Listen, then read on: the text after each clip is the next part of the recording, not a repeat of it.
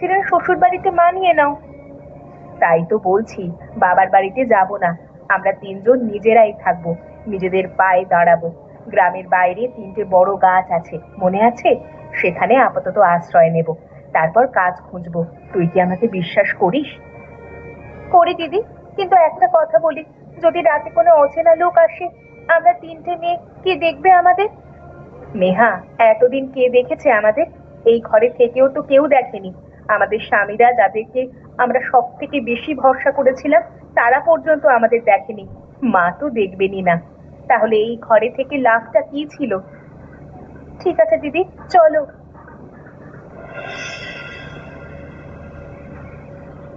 এটা কি হচ্ছে? কোথায় যাচ্ছ কি তোমরা? এটা কি নতুন নাটক তোমাদের? কোনো নাটক নয় মা। তাহলে তোমরা আমাকে ভয় দেখাচ্ছ নাকি? ভাবছো ঘর ছেড়ে গেলে আমি অসহায় হয়ে যাব? তোমাদের মতো বউ না হাজার হাজার পাওয়া যায়। যাও, যাও, দেখি কত দূর যেতে পারো। দুদিন পর পেটে টান লাগলে ঠিক ফিরে আসবে। মা, আমি 6 বছর আপনার সেবা করেছি, একটা দিনও অভিযোগ করিনি।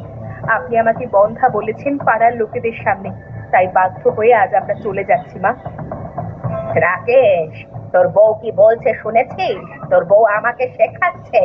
আমি এই সংসারে 40 বছর ধরে চালাচ্ছি, আর আমার শাশুড়ি আমাকে কত কিছু বলতেন। আমি কি ঘর ছেড়ে গেছি নাকি? যা যা, বের হয়ে যা আমার বাড়ি থেকে। দেখি কতদিন বাইরে টিকতে পারি। মা, আপনি যে কষ্ট পেয়েছেন সেই একই কষ্ট আমাদের দেওয়া কি ঠিক? আপনার শাশুড়ি ভুল করেছিলেন, আপনিও সেই একই ভুলের পুনরাবৃত্তি করছেন। তোরা আমাকে শেখাবি, হ্যাঁ? ঠিক আছে, যা, যা যা, চলে যা। দেখি দুদিন বাইরে থেকে তোদের কেমন লাগে। তারপর যখন ফিরে আসবি, তখন জুতো মেরে উঠোনে দাঁড় করিয়ে রাখবো। মা, আমরা ফিরে আসবো না। চলো কবিতা, চলো নেহা, আর কিচ্ছু বলার দরকার নেই। দিদি, আকাশটা দেখো কি সুন্দর, কত তারা।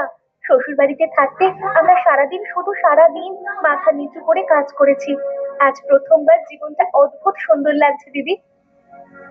আমারও তাই লাগছে কবিতা। জানো, প্রথমবার আজকে মনে হচ্ছে আমার বুকের ভেতর থেকে যেন একটা ভারী পাথর সরে গেছে। প্রতিদিন সকালে উঠে ভয় লাগতো, আজকে আবার কি বকা খাবো। আজকে সেই ভয় আর নেই।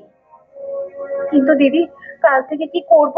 খাবার তো লাগবে, টাকা তো নেই আমাদের কাছে। নেহা বলছিল ও টিউশনি করতে পারবে, কিন্তু ছাত্র কোথায়? তুমি রান্না পারো, কিন্তু খাবার বিক্রি করতে গেলে তো উনুন লাগবে, হাঁড়ি লাগবে, মশলা লাগবে। আমাদের তো কিছুই নেই দিদি। আমরা তিনজনে একসাথে আছি, এটাই অনেক। কাল সকালে আমরা গ্রামের হাটে যাব, সেখানে কাজ খুঁজবো। আমাদের ধীরে ধীরে নিজেদের স্বাধীন সংসার হবে। কিন্তু আজকে রাতে খাবো কি? আমি দুপুর থেকে কিচ্ছু খাইনি। আমি বোচকায় কিছু চিড়ে আর গুড় এনেছিলাম, সেটা দিয়ে আজকে রাতটা চলে যাবে। কাল থেকে দেখা যাবে।